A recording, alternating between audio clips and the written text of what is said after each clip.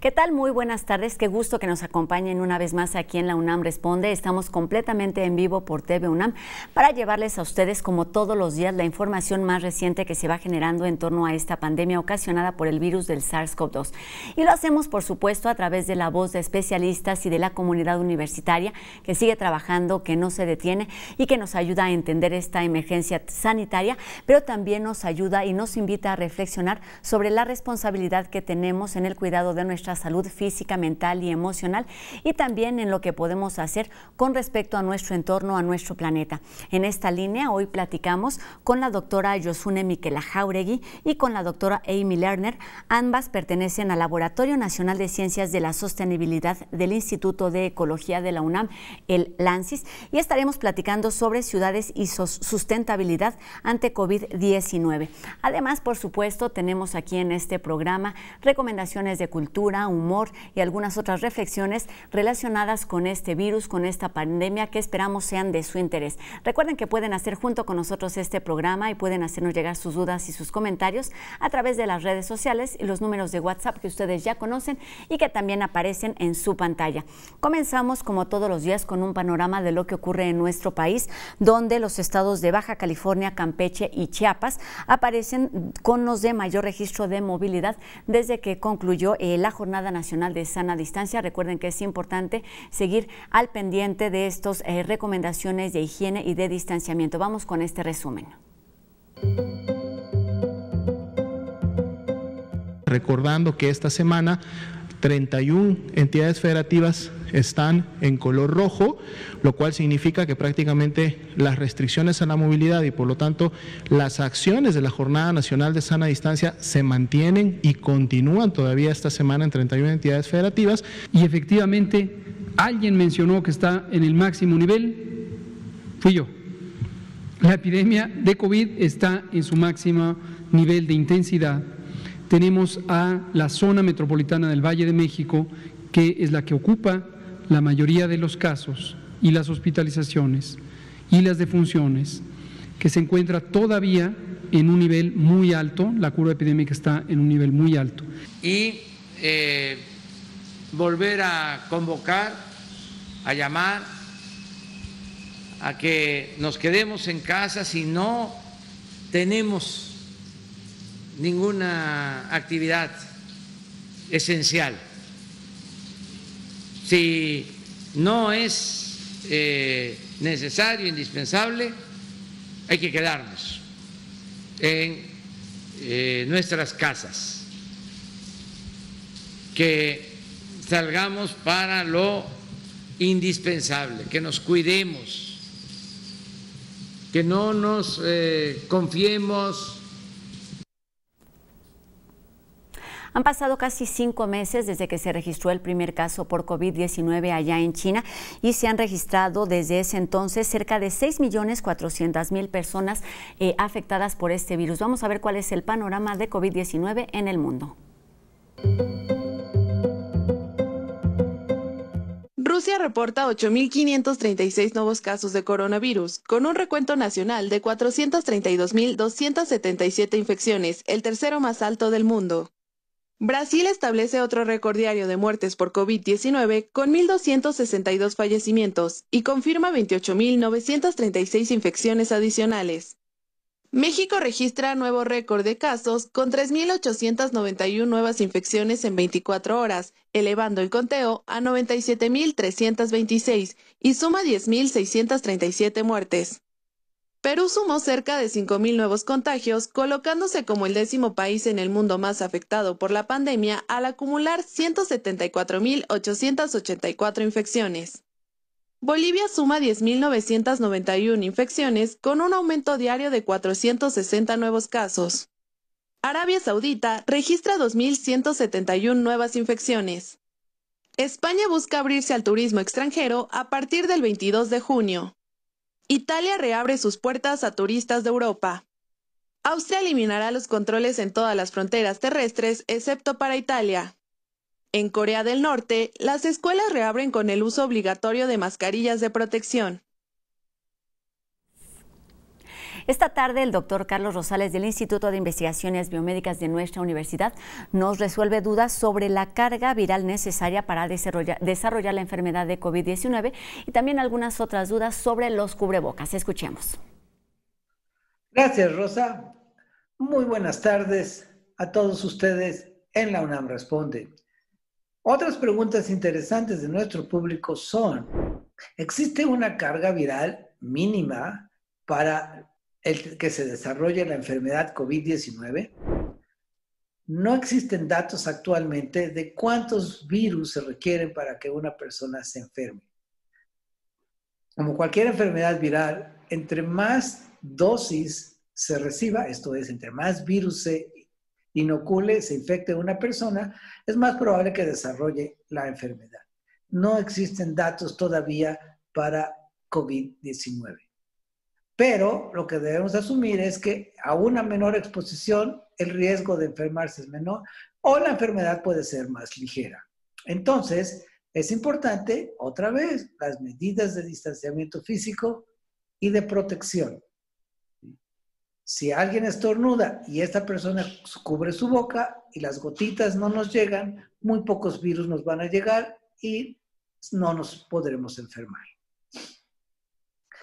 También relacionado a esto nos preguntan, ¿se puede usar cualquier otra cosa para cubrir la cara que no sea un cubrebocas? Sí, la idea del cubrebocas es que protejamos a otros de nuestro estornudo o nuestra tos, o sea, todas las gotitas que esparcimos cuando hacemos eso y que puedan llegar a otras personas. Entonces, si usted no tiene un cubrebocas tipo quirúrgico, de los que venden en la farmacia, puede fabricarse uno con un paliacate, un pañuelo y cubrir nariz y boca. Eso debe ser suficiente para reducir la diseminación de la pandemia. Sigamos todos la sana distancia y la extrema higiene y con eso contribuiremos mucho a reducir la pandemia. Muchas gracias. Regresamos con Rosa al estudio de TV UNAM. Estamos hablando de salud y por supuesto que todos queremos tenerla, pero también es común que todos queramos vivir en un lugar más digno, en un lugar donde haya más paz. Pero ¿qué significa exactamente vivir en una ciudad o en un lugar sustentable? De esto estaremos conversando esta tarde con dos investigadoras que pertenecen al Laboratorio Nacional de Ciencias de la Sostenibilidad del Instituto de Ecología de nuestra universidad. Y ellas son la doctora Josune Miquela Jauregui, quien tiene maestría y doctorado en Ciencias Forestales. Hola, ¿cómo estás, Josune? Buenas tardes. Hola, ¿qué tal? Muy buenas tardes, Rosa. Y también saludamos a la doctora Amy Lerner, quien tiene maestría en estudios ambientales y también es doctora en geografía. ¿Cómo estás? Buenas tardes, Amy. Buenas tardes, muchas gracias por la invitación. Pues bienvenidas a ambas. Tenemos muchas preguntas y es un tema que vale la pena abordar durante esta pandemia en una situación que nos une de muchas maneras a países de todo el mundo, de muchas nacionalidades, con muchos climas, con muchos ambientes y con muchas preocupaciones. Y lo primero que me gustaría que nos ayudaran a entender es exactamente qué significan las ciencias de la sostenibilidad y por qué es importante pensar en ellas en una situación como la que atravesamos. Bueno, gracias por la pregunta. Las ciencias de la sostenibilidad es realmente un enfoque que lleva poco tiempo en términos formales en las universidades. Hay posgrados que tienen 10 años o un poco más. El posgrado de la UNAM en ciencias de la sostenibilidad ahora tiene 5 años. Entonces, es bastante nuevo el enfoque y la idea es atender problemas complejos y urgentes de sostenibilidad desde una variedad de disciplinas, enfoques y también con un enfoque transdisciplinario y lo que implica el trabajo con varios actores fuera también de la universidad. Muy bien. Josune, también por ahí va la pregunta, no sé si quieras agregar algo, pero quizá también valga la pena que nos resuelva si es sostenibilidad o sustentabilidad. Pues en realidad ambos se pueden utilizar, pero bueno, aquí llamamos de sostenibilidad. Y bueno, sí, como decía la doctora Amy, las ciencias de la sostenibilidad es un nuevo lente con el que se miran los problemas complejos y de gran relevancia, ¿no?, a nivel global, ¿no? Son problemas multiescalares, multitemporales, y dada su complejidad necesitan ser abordados desde otro enfoque. Y justamente las ciencias de la sostenibilidad permiten, debido a, a todo su esquema y a la capacidad del trabajo colaborativo, de enfrentar o de dar soluciones o gobernar mejor estos problemas. Este enfoque novedoso que se le está dando a esta interacción que existe entre las necesidades de los seres humanos y el entorno y nuestro planeta se estudia muy a fondo en este laboratorio al que ustedes pertenecen, el ANSYS. ¿Por qué no nos platican cuáles son algunas de las tareas o cuál es el objetivo de este espacio universitario? Sí, claro que sí. Pues el ANSYS es una entidad académica que forma parte del Instituto de Ecología y es una entidad académica de frontera. ¿Esto qué quiere decir? Que está justamente en la frontera de lo ecológico, lo social, lo económico, y como un nodo de generación de conocimiento, de síntesis, de integración, y también como un nodo de generación o innovación tecnológica. El ANSYS actualmente está constituido por 8 investigadores y 5 técnicos académicos, y digamos tenemos diversas actividades, pero todas ellas están asociadas a cómo ligar la ciencia con la toma de decisiones, es decir, cómo facilitar este tránsito a la sostenibilidad. Amy, ¿quieres agregar algo a esta tarea multi e interdisciplinaria que realizan en el laboratorio? Pues también es importante reconocer que el trabajo de frontera también es entre los límites de la universidad y los actores fuera de la universidad. Entonces, el enfoque de mucho trabajo en el laboratorio es un trabajo con actores del gobierno, de organizaciones no gubernamentales, el sector privado. Entonces, la idea es poder proveer información y conocimiento, como ya mencionó la doctora Yosune, al público en diferentes formas y con diferentes tipos de actores. Yosune, nos mencionabas 8 investigadores y 5 técnicos. ¿De qué disciplinas estamos hablando que están ahí colaborando en este Laboratorio Nacional de Ciencias de la Sostenibilidad? Pues no sé exactamente los perfiles particulares, pero sí sé que muchos provienen ya sea de geografía o de ciencias biológicas, y justamente este es un reto, digamos que las ciencias de la sostenibilidad son un conocimiento que va evolucionando, y como tal, pues como nuevo enfoque, ¿no? También nosotros nos hemos tenido que adaptar, ¿no?, y transitar hasta a este nuevo campo de conocimiento.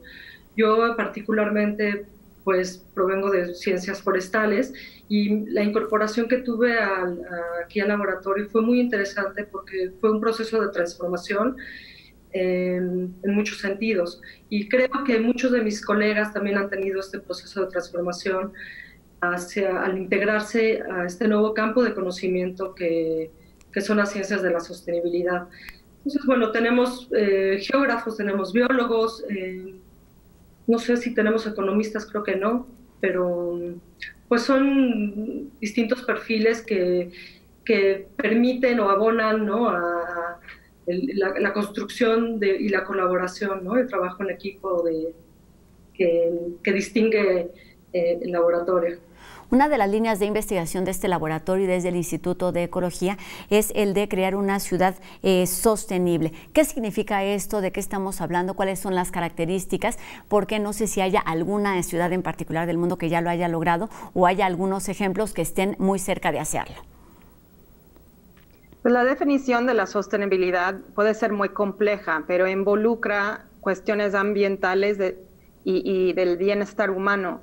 Y hay varios índices, diferentes tipos de índices que se ha utilizado para medir qué tan sustentable o sostenible es una ciudad, que pueden variar desde algo más con un enfoque ecológico y ambiental, algo que es más económico, hacia la justicia social.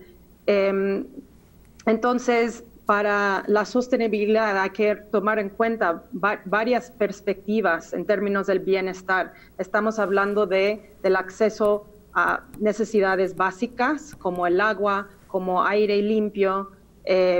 Estamos hablando de movilidad accesible. Entonces, también un reto para las ciudades muy grandes, megaciudades, en lugares muy, muy grandes como es la Ciudad de México. Es un reto. Es difícil comparar, digamos, niveles de sostenibilidad entre una ciudad de 500,000 personas con una zona metropolitana de 22 millones de personas, pero todos deberíamos estar trabajando para lograr esas necesidades básicas para el bienestar humano y ambiental. Antes de pasar a este tema de qué tipo de trabajo se puede hacer desde las autoridades, desde las universidades, la investigación y por supuesto la ciudadanía, me gustaría que nos ayudaran a entender describiendo en qué papel, en qué lugar está nuestra Ciudad de México, que como sabemos es una de las más grandes, tenemos problemas de contaminación, tenemos otro tipo de realidades de crecimiento urbano. ¿En qué lugar estamos actualmente con respecto a este tema de la sostenibilidad? Pues estamos yo creo que en un lugar complejo, en un lugar difícil, porque la sostenibilidad es algo que se construye, ¿no? No es un estado, es finalmente algo que es un proceso. Y en este proceso, pues, está constituido por múltiples factores, ¿no? En México, pues sí, tenemos grandes problemas de sostenibilidad, ¿no? Desde la escasez del agua, la contaminación, la inequidad, ¿no? El cambio climático que finalmente nos afecta a todo, la urbanización.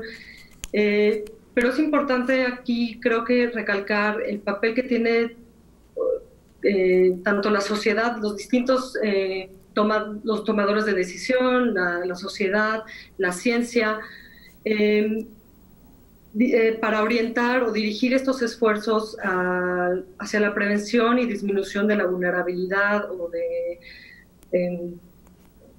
la inequidad, ¿no? A lo que me refiero es que necesitamos trabajar hacia un tránsito a la sostenibilidad, y esto involucra pues un trabajo de distintos sectores y a distintas escalas. Por ejemplo, de manera muy particular, pues es necesario el fortalecimiento de mecanismos de comunicación intersectoriales en distintas escalas, la creación de capacidades dirigidas a sectores específicos de manera horizontal,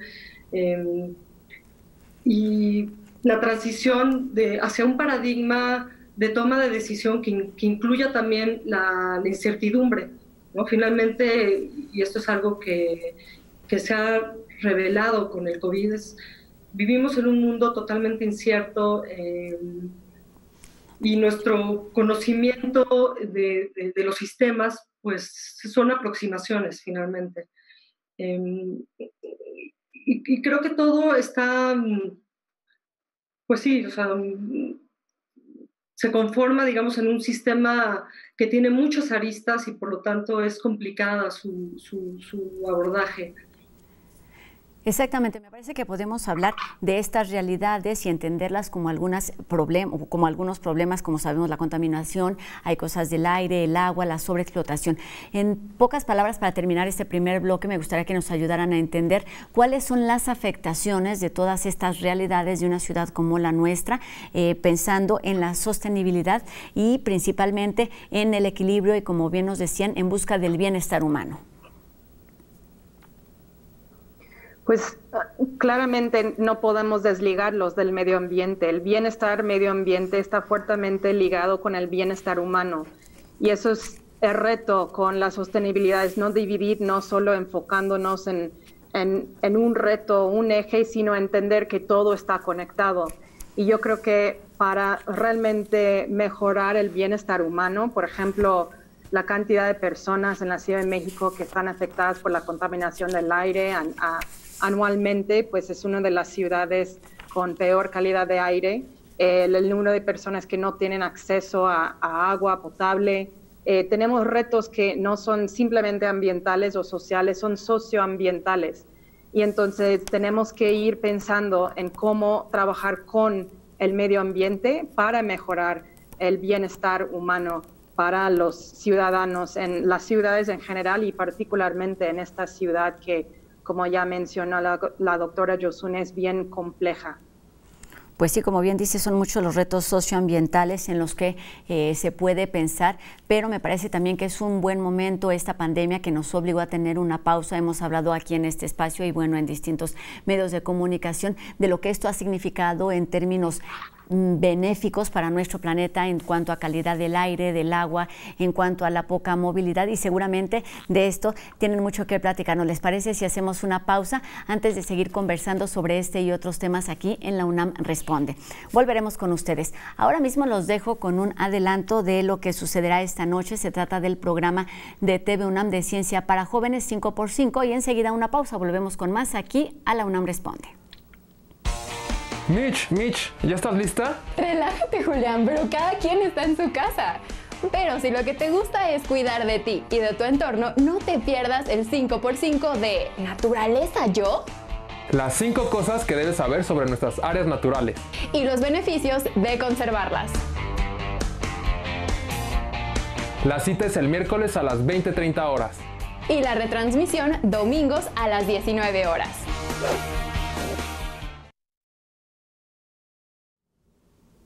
Tenemos más información aquí en la UNAM Responde y ahora vamos a descubrir el origen de las vacunas. Se trata de una pieza realizada por los reporteros del equipo de En Trending. La historia de las vacunas comenzó con las prácticas más increíbles y asquerosas que se puedan imaginar, las cuales empezaron en el año 1020 después de Cristo, cuando se introducían costras secas de los enfermos de viruela en las fosas nasales de personas sanas, o bien pedazos de algodón con pus. Así era como buscaban proteger a la gente de algunas infecciones, y esta práctica se repitió hasta el siglo XVII. El inventor de la primera vacuna fue el inglés Edward Jenner, quien creó la fórmula contra la viruela en el siglo XVIII. La vacuna contra la viruela llegó a lo que entonces era Nueva España en 1804, traída por la Real Expedición Filantrópica de la Vacuna, y ese año fue establecido el primer centro de vacuna en la Ciudad de México. En 1885, Louis Pasteur descubrió la cura contra la rabia, que se aplicó por primera vez a un niño de 9 años por medio de una inyección. Podríamos decir que el siglo XX fue el boom en la generación de vacunas contra el sarampión, poliomielitis, hepatitis A y B, influenza, tuberculosis y tosferina. A mediados de siglo, las campañas de vacunación que se extendieron por todo el mundo salvaron cientos de vidas en países como México.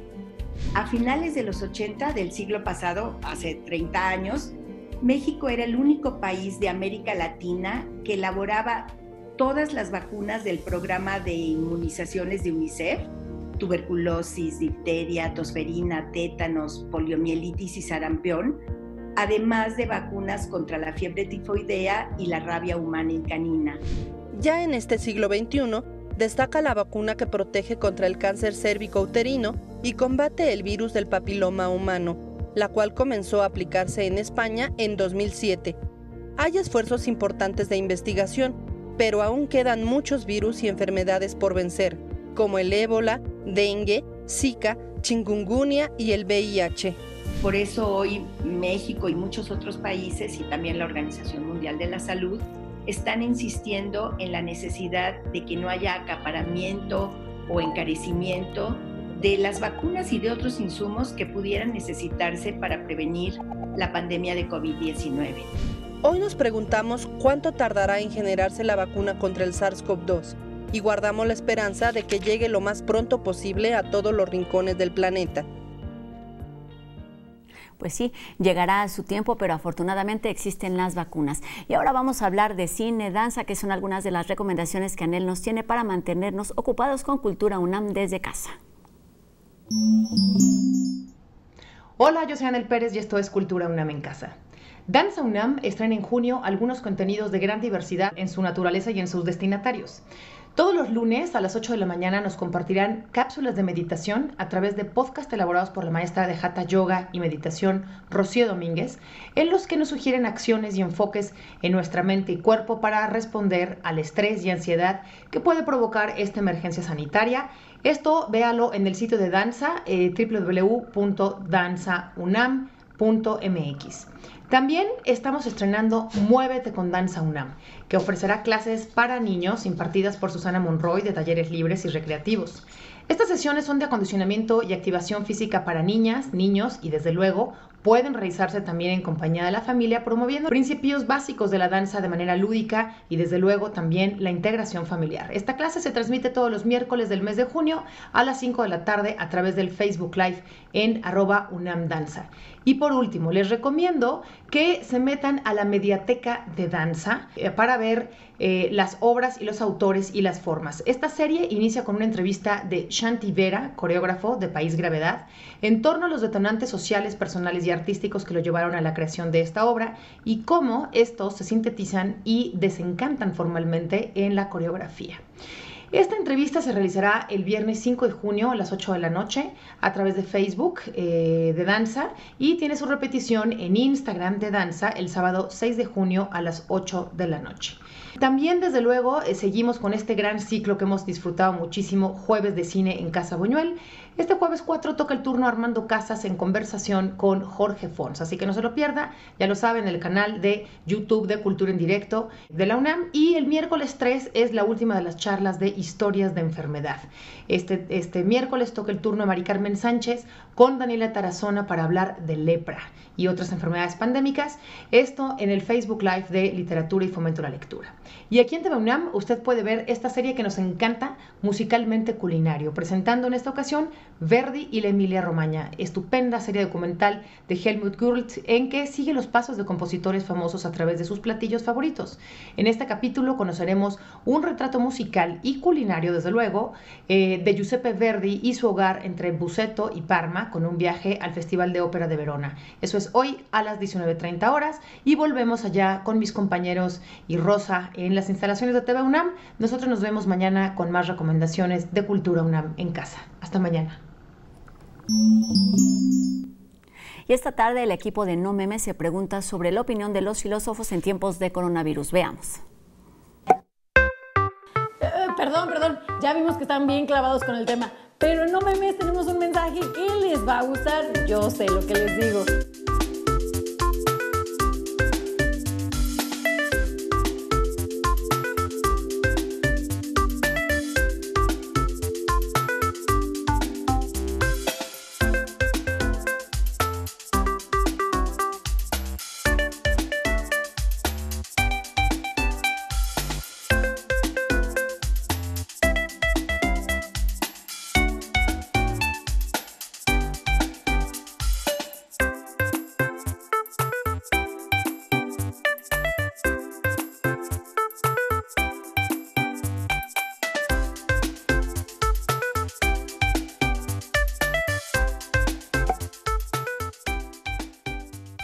Y antes de hacer una pausa, los invito a ver un adelanto de lo que tiene esta noche Yael Weiss en Mextranjeros y esta mesa de diálogo sobre temas de actualidad. Mi nombre es Yael Weiss y los invito a sintonizarnos este miércoles a las 9 de la noche para otra edición de nuestro programa Mextranjeros. En esta ocasión vamos a hablar de las campañas contra la violencia de género, del desconfinamiento y de la política y la censura en las redes sociales. No se lo pierdan.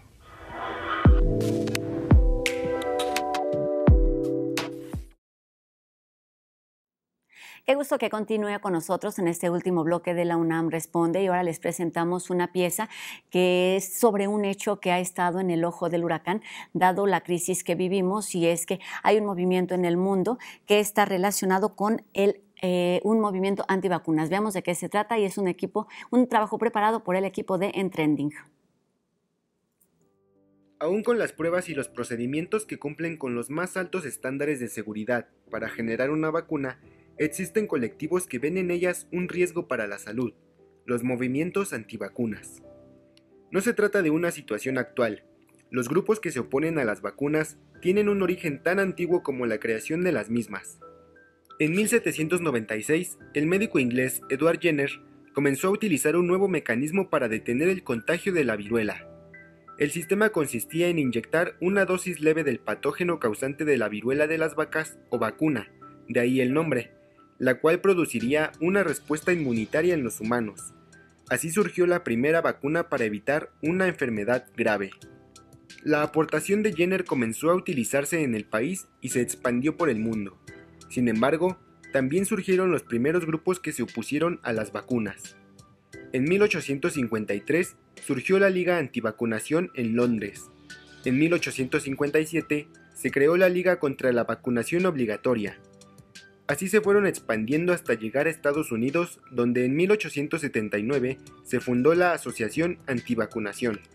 La obligatoriedad de las vacunas ha sido tema de debate porque se argumenta que es una violación a los derechos a decidir sobre la salud desde la niñez. Con este discurso han ganado algunas batallas legales. Sin embargo, hay registro histórico de brotes epidémicos en comunidades y zonas específicas por oponerse a este tipo de inmunización. En 2014 se encontró que la tasa de vacunación era de entre 50 y 85%, una cifra menor al 95% que se requiere para la inmunidad comunitaria. En abril de 2019 se registró un brote del virus del sarampión en 22 estados del país. Otro de los principios que guían la decisión de no vacunarse es la generación de inmunidad natural. Sin embargo, cifras de la Organización Mundial de la Salud han demostrado que cada año se evita la muerte de 2.5 millones de niñas y niños gracias a las vacunas. Ante los movimientos que promueven el rechazo a las vacunas y que abogan por la libertad a decidir, la Organización Mundial de la Salud asegura que la administración de estas debe tomarse como un bien común. La empatía con las personas y no vulnerar la salud de otros debe guiar su aplicación. Seguimos aquí hablando sobre ciudades y sustentabilidad con dos investigadoras del Instituto de Ecología. Se trata de la doctora Yosune Miquela Jauregui y la doctora Amy Lerner, quien pertenecen al Laboratorio Nacional de Ciencias de la Sostenibilidad. Pues retomamos este tema, hablaban ya de esta relación necesaria entre las necesidades del ser humano, del medio ambiente y cómo es posible lograr un equilibrio a través de la toma de decisiones. En este momento me gustaría que nos hablaran de qué significa, qué nos está enseñando esta pandemia en estos términos de sostenibilidad con la realidad en cuanto a la poca movilidad y a la realidad que están viviendo en temas como el aire y la contaminación.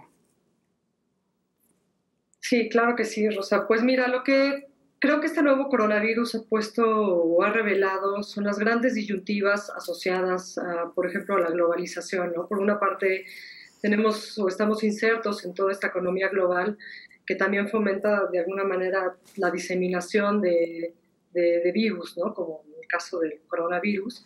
Y por otra parte también pone en evidencia la falta de capacidad de algunos países, ¿no? de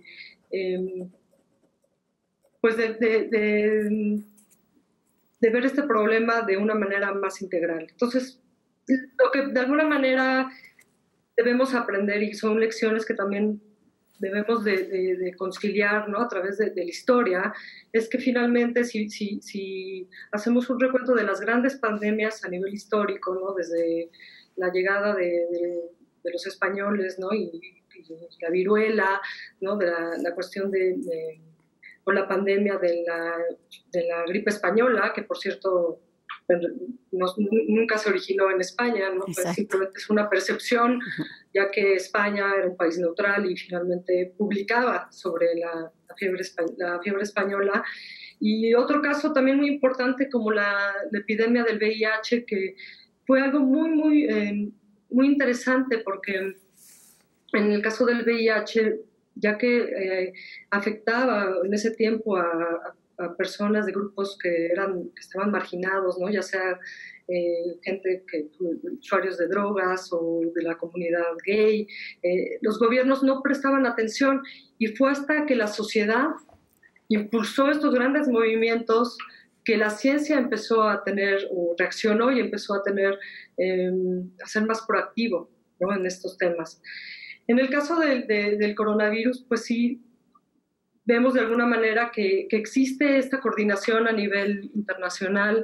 Hemos aprendido de lo que por cuestiones de la sincronía de la pandemia, hemos logrado aprender de lo que ha sucedido en otros países. Sin embargo, creo que sí, en el caso de México, pues pone en evidencia pues las inequidades y las asimetrías sociales y económicas, ¿no? Y de alguna manera hace más pronunciadas estos problemas estructurales que nos encontramos, ¿no? Finalmente, no toda la gente puede guardarse en casa, hay gente que tiene que salir a trabajar, esa es la única manera que tienen de sustento, y por lo tanto las medidas de sana distancia pues pueden ser tomadas solamente por grupos, ¿no? que tienen la capacidad y pueden adaptarse a ese nuevo contexto. Sí, claro, no todos tenemos esta posibilidad, no todos tienen esta posibilidad. Amy, me gustaría que nos ayudaras a entender cómo todas estas realidades que se viven ahí en el medio ambiente, como el clima y la contaminación, inciden de forma directa en el cuidado y en el tratamiento de enfermedades como esta, de pandemias que afectan a muchísimos países. Mira, lo que nos demuestra esta pandemia son nuestras debilidades y fortalezas. Desafortunadamente, en casi todas las sociedades del mundo estamos enfrentando nuestras debilidades. Si no estamos con un buen nivel de salud y con un buen sistema de salud, nos cuesta más enfrentar individualmente y de forma comunitaria y de la sociedad una pandemia. Por ejemplo, he visto unos reportes de que si las personas están más expuestas a mala calidad de aire, entonces son más sensibles a cualquier tipo de enfermedad respiratoria, incluyendo al COVID-19. Entonces hay que tomar en cuenta de que cuando estamos viviendo en condiciones no ideales en términos del bienestar ambiental y humano, estamos estamos fomentando vulnerabilidad en términos de pandemias. La salud es algo integral de la sostenibilidad, y para una ciudad sostenible no es solo movilidad y árboles, estamos hablando también de sistemas de salud que funcionen, que sean accesibles, que tengan capacidad. Entonces, si no atendemos estos asuntos socioambientales, estamos generando más problemas para esta pandemia y también en el futuro para otras pandemias. También coincidimos, creo, en que es un momento para comenzar, si es que no se tiene ya algo avanzado. Tenemos, por ejemplo, países que son ejemplo, Dinamarca, Suecia, Finlandia, y aquí en América Latina, países como Chile o Costa Rica, que están en algunos parámetros consideradas ciudades sustentables. ¿Cómo hacer o por qué podemos tomar de estos países un ejemplo, digamos, para buenas prácticas? ¿Qué debemos hacer? ¿Por dónde empezar? Pues no tengo una solución o no podría decir dónde empezar. Creo que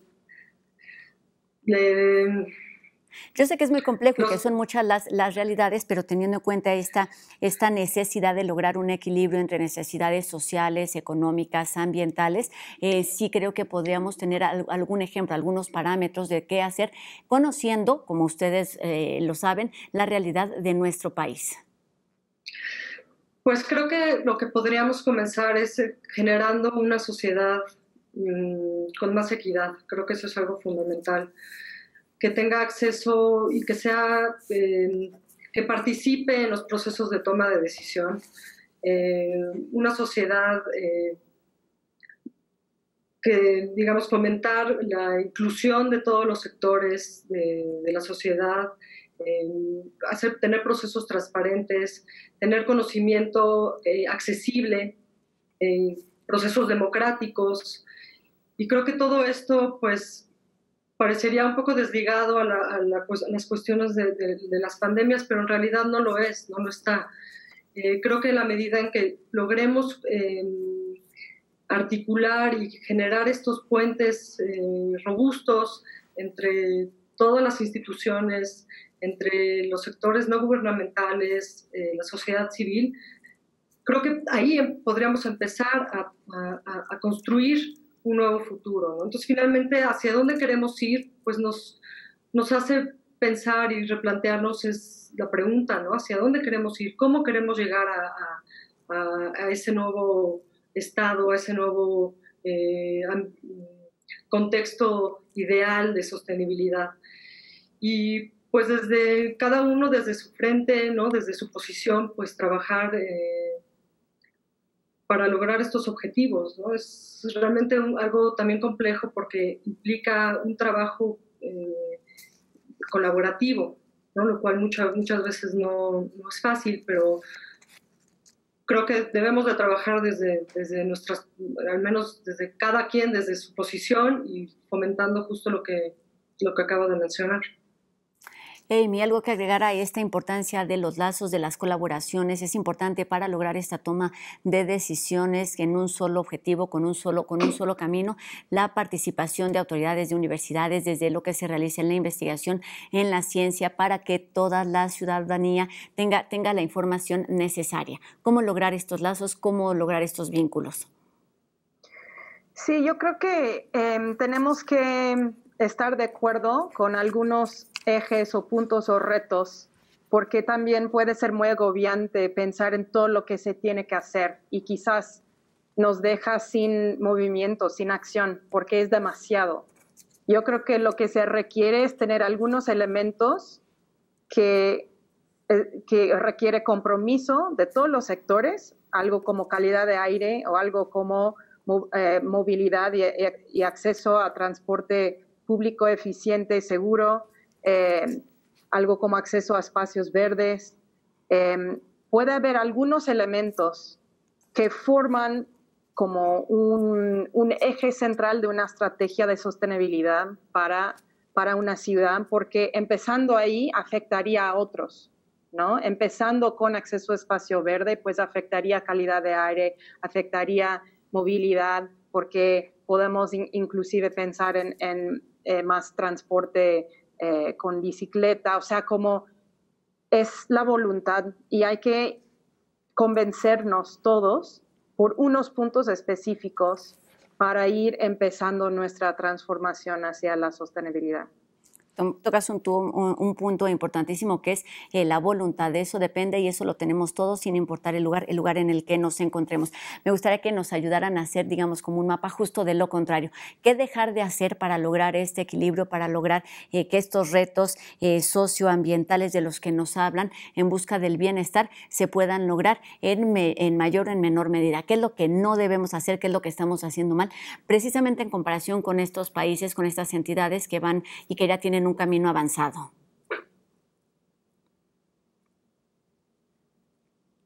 Bueno,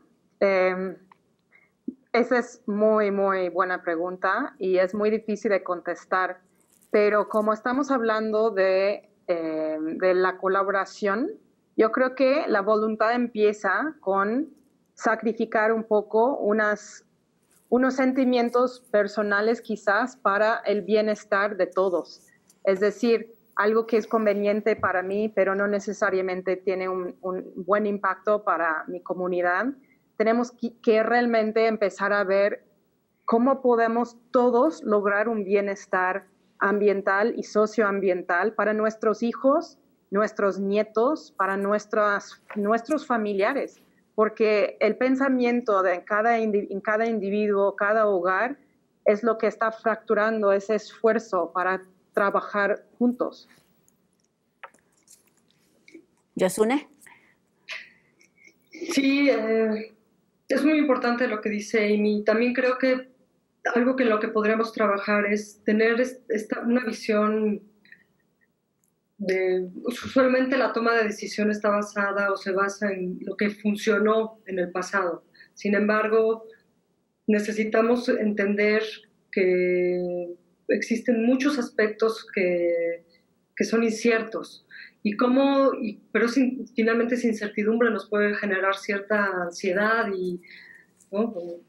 Y creo que es importante entender y aceptar que existe esa incertidumbre y cómo gobernarla, cómo incorporarla a los planes o estrategias de desarrollo sostenible. Creo que eso es algo también fundamental. Pues sí, la incertidumbre también es una palabra que ha estado muy presente durante estas semanas, durante esta contingencia, y por dónde se puede empezar, pues justo desde las ciencias. Para terminar, me gustaría que cada una me diera sus perspectivas, la oportunidad que significa una pandemia como estas en sus áreas de investigación. ¿Qué está haciendo? No sé si desde el instituto, si desde el ANSYS o desde una iniciativa personal para entender o para utilizar, para aprovechar esta emergencia sanitaria desde el punto de vista de la ecología y desde la sustentabilidad. Pues voy a, digamos, a expresarme de manera muy personal. Lo que para mí ha sido muy interesante observar es cómo esta pandemia ha generado o ha transformado y cómo hemos aprendido de ella, ¿no? Entonces, transformación ligada a cómo nuestras narrativas o cómo nuestro entendimiento de ciertos fenómenos ha cambiado, ¿no? Y eso lo he visto tal vez con la discusión o debate con amistades o con familiares, ¿no? Y creo que eso es algo que me gustaría destacar, ¿no? Cómo podemos transformarnos, cómo podemos aprender de esta pandemia, ¿no? Y pues nada, seguir trabajando. Exactamente, ahora desde casa, pero seguramente regresaremos a esos laboratorios y a esos institutos donde tanta falta hace la gente y la investigación. Muchas gracias, Yosunne. Amy, te escuchamos. Bueno, sí, yo creo que hay algunas cosas interesantes emergiendo de esta experiencia, especialmente si estamos en casa o quizás solo saliendo unas cuadras. Estamos reevaluando, repensando nuestro barrio, nuestro hogar, los bienes que nos llegan, de dónde vienen, cuántas personas los han tocado, qué tengo enfrente para poder pasear un perro y estamos reevaluando lo que tenemos enfrente, que estamos siempre muy ocupados yendo de un lado a otro, consumiendo quién sabe qué en cualquier lugar. Ahora la gente está cocinando más en casa, hay más redes locales de alimentos, eso es algo que me interesa mucho, es como ver la expansión de redes de alimentos en la ciudad como respuesta, especialmente al principio cuando los supermercados estaban muy agotados, ver cómo podemos transformar nuestros mismos barrios. Quizás no estamos normalmente tanto tiempo en nuestra casa o en nuestras calles, ¿no? ¿Cómo podemos aprovechar para andar más en bicicleta, para conocer mejor a nuestros vecinos? Entonces, yo creo que es una oportunidad para volvernos más local, a lo más local posible, que es nuestro hogar y nuestra comunidad alrededor. Pues justo con eso iba a terminar.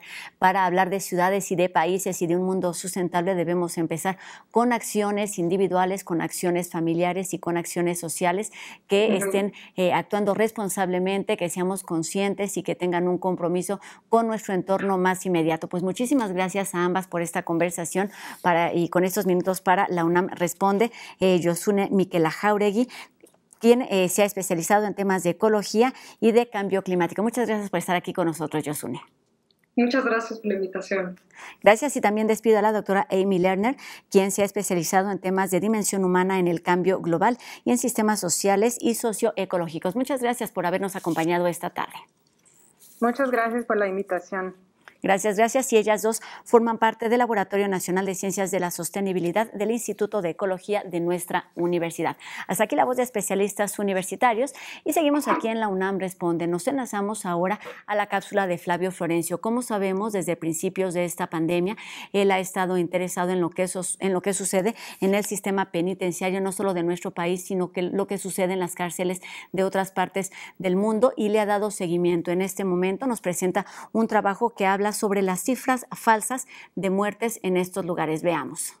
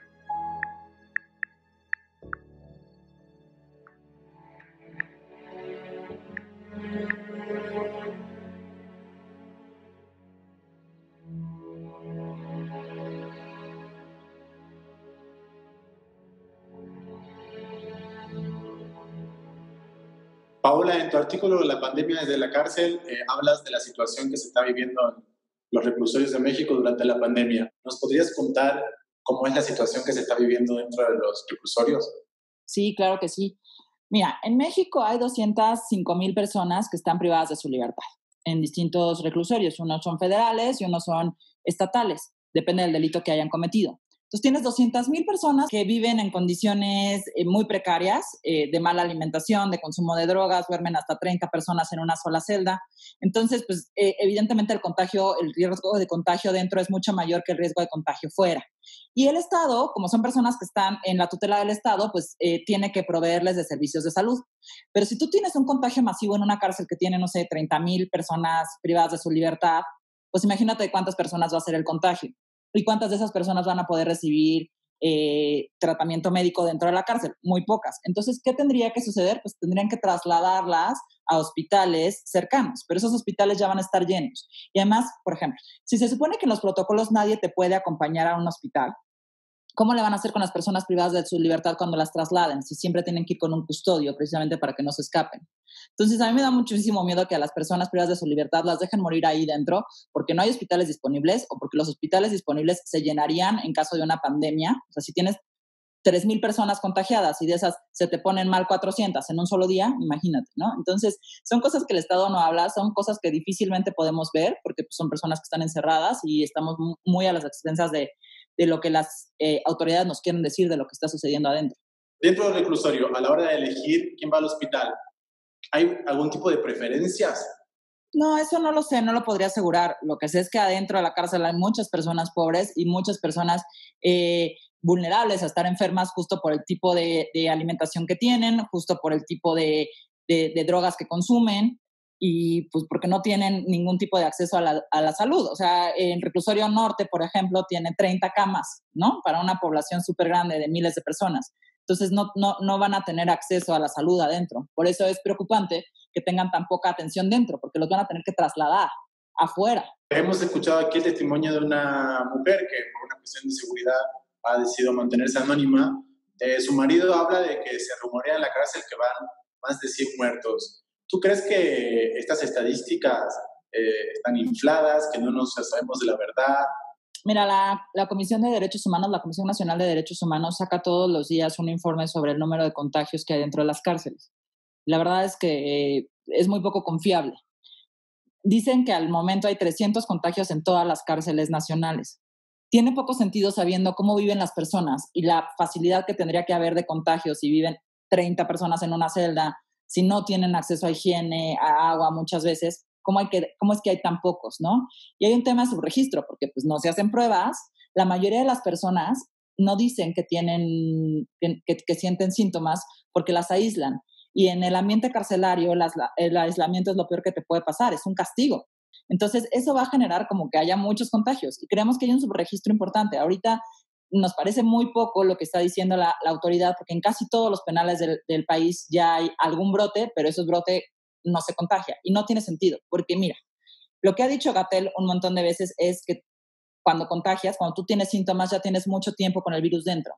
Entonces, aunque las personas llegaran a decir que se sienten mal y las aíslen, pues ya estuvieron mucho tiempo conviviendo con otras muchas personas todo el tiempo y suena a un subregistro evidente. Estamos un poco sujetos a lo que las autoridades nos dicen con los pocos medios que ellas tienen para decir si una persona falleció por COVID o no. Entonces son puras cifras negras. Siempre en la cárcel es cifra negra, pero en el tema del COVID la cifra es negrísima. Paola, ¿cuál es tu visión optimista y tu visión pesimista sobre el tema? Mi visión pesimista es que haya muchos contagios masivos que hagan que afuera se saturen los hospitales y haya muchas más muertes. Y mi visión positiva es que dejemos la cárcel para las personas que han cometido delitos graves y busquemos, a partir de esto, alternativas a la prisión para generar justicia. Gracias, Paola. A ti, un beso. pues sí, situaciones de hacinamiento y la falta de atención médica dentro de los centros de reclusión son una preocupación constante, pero por supuesto se vuelve más grave en una crisis sanitaria como la que estamos viviendo. Hay que poner atención a este tipo de temas y muchísimas gracias a Flavio por este trabajo. Y bueno, con esto terminamos una emisión más de la UNAM Responde. Recuerden que hoy la repetición de este programa es a las 6:30 de la tarde por TV UNAM y mañana tenemos una cita a las 2:30 de la tarde completamente en vivo. Gracias a todas las personas que hacen junto con nosotros este programa del otro lado de la pantalla y también a todo el equipo de TV UNAM que lo hace posible aquí y desde sus casas. Tenemos una cita mañana completamente en vivo a las 2:30 de la tarde. Mi nombre es Rosa Brizuela. Adiós.